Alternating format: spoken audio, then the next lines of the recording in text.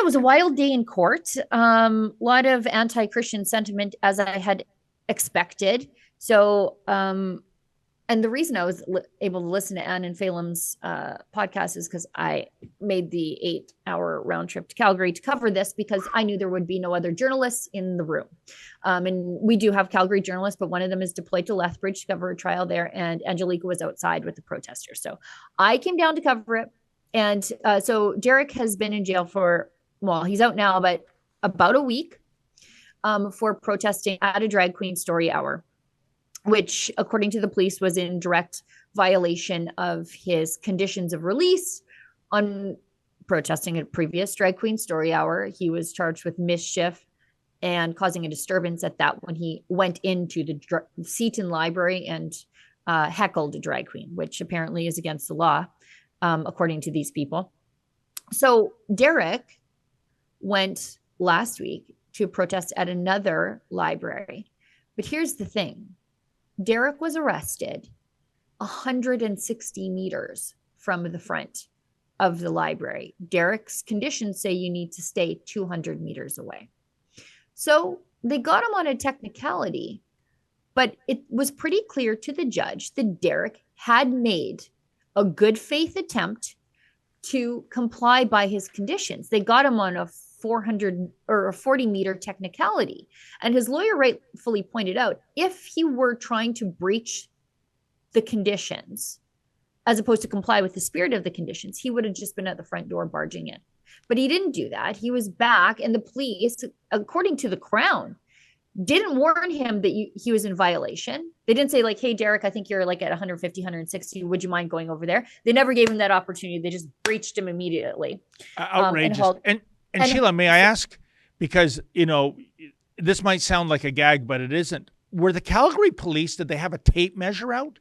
And they were actually measuring the physical distance? Because let's face it, 40 meters in a 200 meter perimeter, that's nothing. And like you said, they could have said, sir, you're 40 meters too far in, go to that lamppost or whatever. Like, how did the police know where the 160 meter mark was? They did GPS mapping, is from what I understand. And you can see there's video of them breaching him, picking him up on the breach, and they never warned him. They never said, like, hey, would you mind just going over there? And it was clear, like, anytime he's arrested, he just goes. He doesn't resist. He's not violent. So he was released on $5,000, no cash bail. No contact or public statements with certain named people from the Seton Library event, so the people who had given statements against him. No contact with participants or performers at drag event. No contact or interference with anyone at a public or private LGBTQ event. So that means he has to stay 300 meters away from these drag events.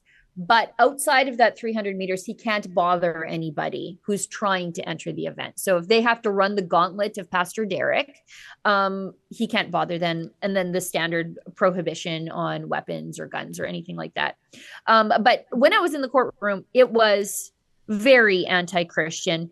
The Crown prosecutor was saying things that eventually the judge had to stop her and say, where's the evidence of what you're saying? She kept saying that Pastor Derek had said that people in the LGBTQ and then some other letters, that community, I heard it 20 times yesterday and I just, whatever. But people from that community, she said that Pastor Derek had called them dirty and called for them to be eliminated. And she said this multiple times. So finally the judge said, you haven't shown me any proof that he said that. Like, you're saying that he's making a call for genocide. If that's the case, you need to charge him with a hate crime. But he didn't say any of those things. And when the judge called her on it, she said, okay, well, maybe he didn't say those things.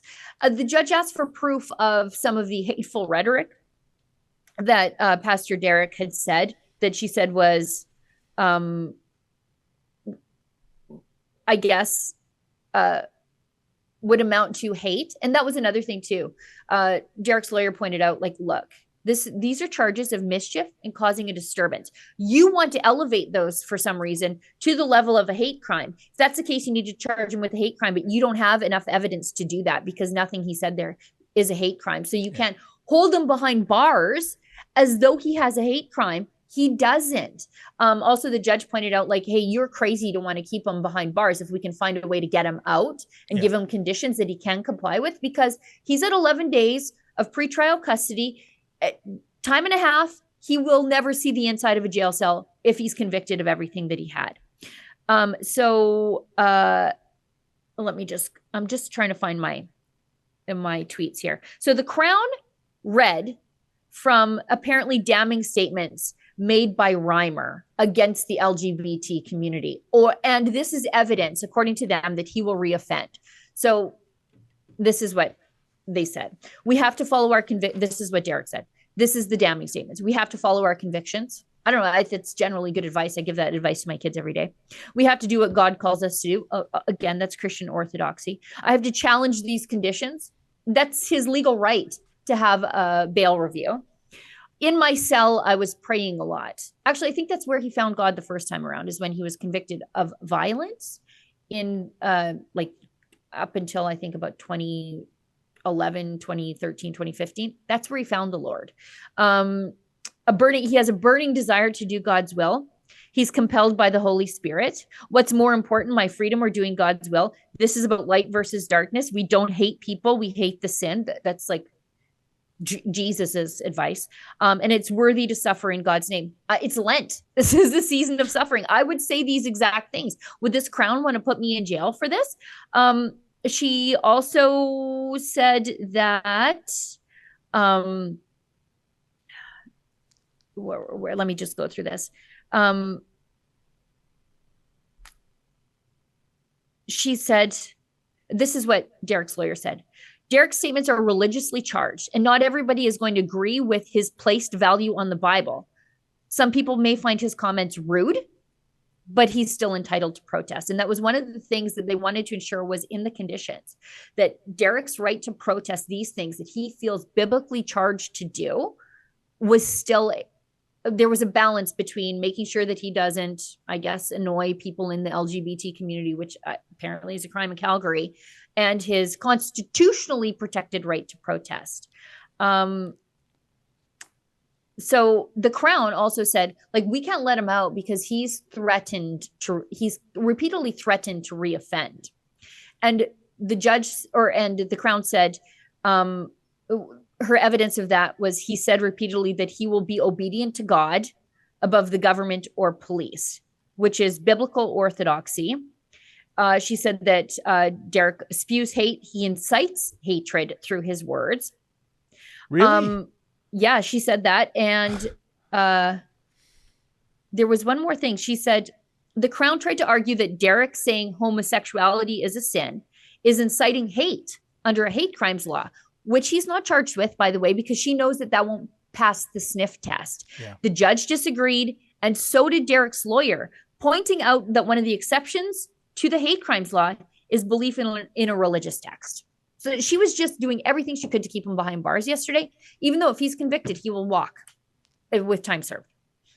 Unbelievable, Sheila. And, you know, I don't know if we can get back to those bail conditions, because something jumped out at me. We've talked about this before, and it was something where there's a condition where he has to maintain a certain distance from public or private LGBT, etc. events. Now, could that possibly mean, I think we got it here. I think super producer Efren's found it. Yeah.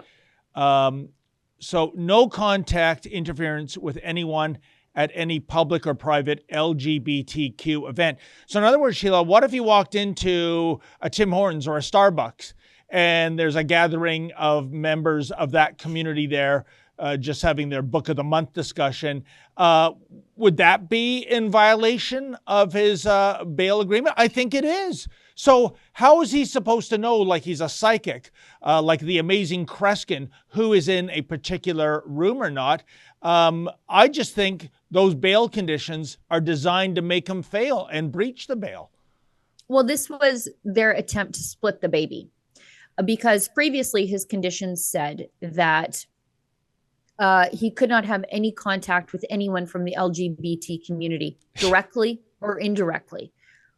What does that mean? So you can't talk to someone on the phone. Like if I call the bank and the guy on the other line is gay and I don't know, and I'm Derek, have I breached my bail conditions? Derek Yeah, I guess regularly feeds the homeless in downtown Calgary. That's one of the things that Mission 7 Ministries does.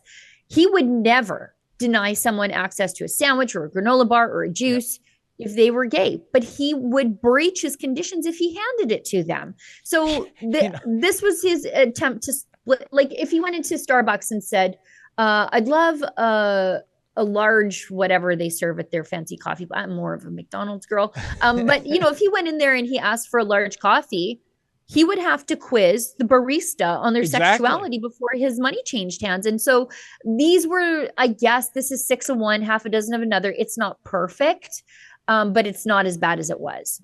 Yeah, I mean, it sounds perverse, but he walks into, say, a McDonald's and says, I'd like to put in a food order, but before I do, you wouldn't happen to be gay, lesbian, trans, bisexual, pansexual, and the rest of the 17 letters on down. First of all, that would be a breach of privacy that you're trying to do to the server. Yeah.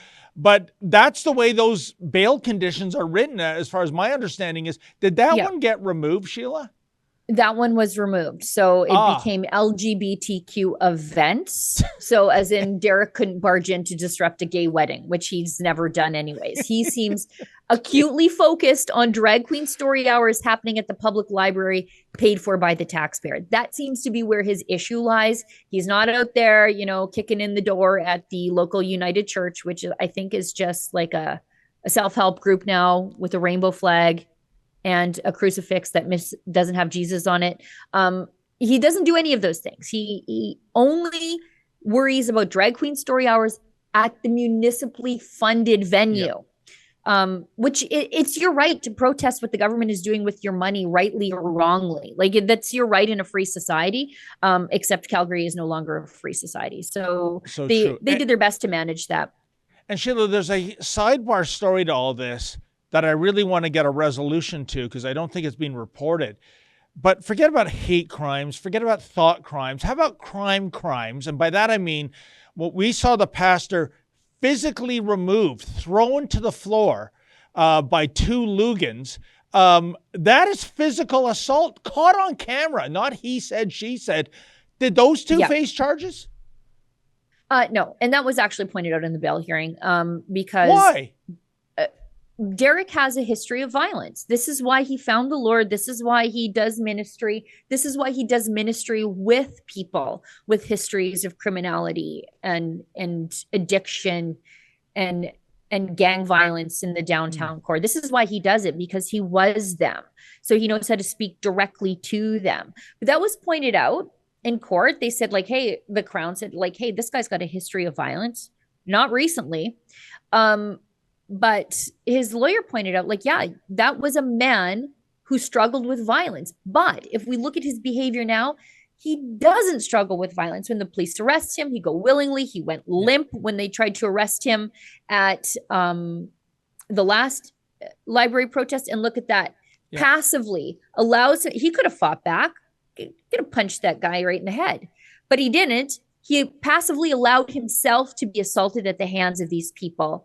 And yet he's the guy being arrested, and he's the guy the Crown is saying we need to hold him in jail indefinitely because he has a violent history. He could have reacted violently at any one of these points. He's proven himself that he doesn't.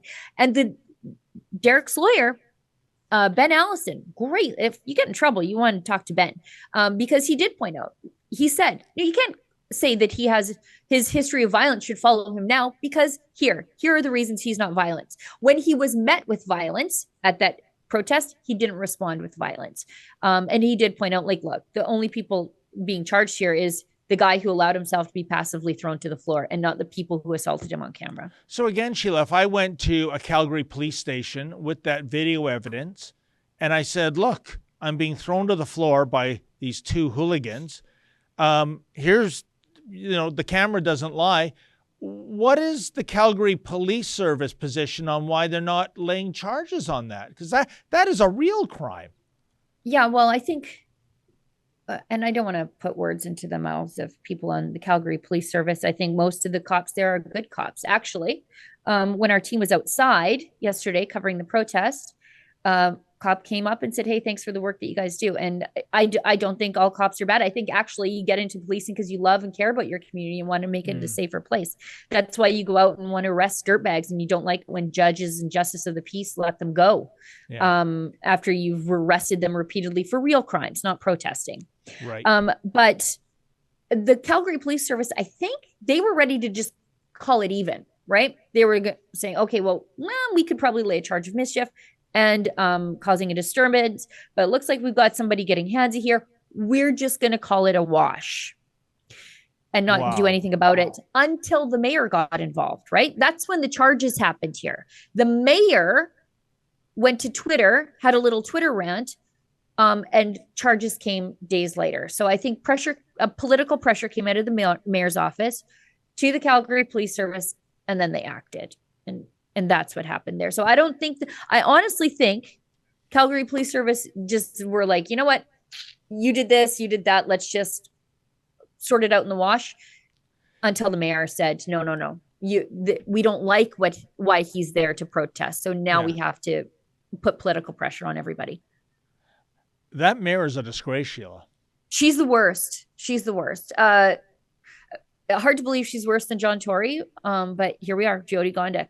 And a normal, she blocked me on Twitter finally, but a normal, wiser politician would have made this Twitter rant a phone call to somebody at CPS, but she didn't. It should have been an off-the-record phone call if she wanted to put political pressure. That's what all politicians do, right? But she didn't. She took to Twitter and said, the police aren't doing enough. What are we going to do about it? And so 3 days later, police showed up at his door and arrested him. Wow. Unbelievable. Well, where does the story go from here? Is the pastor going to continue to protest these yes. library? Oh, okay. So this story's not over yet then, is it? No, and he's got a bail conditions review on his original conditions. I think on the 29th, we're back in court for him. And he's still got to fight those mischief and causing a disturbance charges in court. He's still charged with a breach that he'll have to fight in court. So there's a long road ahead for Pastor Derek. He's going to do his best to comply with conditions. If people want to see the report with Angelica, they can find that on our website at savepastorderek.com. You'll find all of the Pastor Derek coverage, including my live tweets from inside the courtroom. So you can see where I was directly quoting from the just a totally make him up Crown prosecutor, who, by the way, I sit in the court. Nobody knows who I am, right? I don't I have my press pass, but I sort of have it tucked inside my jacket because I think people are less candid if they know there's a journalist sitting there. And it was helpful yesterday because the Crown was standing there talking to her colleagues saying, oh, I see Pastor Derek's got his entourage outside. I'm not going to go back to the office because maybe they will ambush me with tomatoes. Oh, really? Based on what? Exactly. Based on what? These people are more likely to be the recipients of violence that crowns like that don't seem to care about than to be the perpetrators of violence themselves. Besides, have you seen the price of tomatoes lately, Sheila? I mean, why not? I started mine the other day. Who's got that kind of coin? But, that's an outrageous statement. But I'll tell you, these Calgary pastors, whether it's Pastor Derek protesting against Drag Queen Story Hour, whether it's Pastor Art, what was the egregious thing he did? Feeding the homeless. Geez, the state in Calgary will spare no expense when it comes to dragging these malicious people before justice. The world's upside down, Sheila.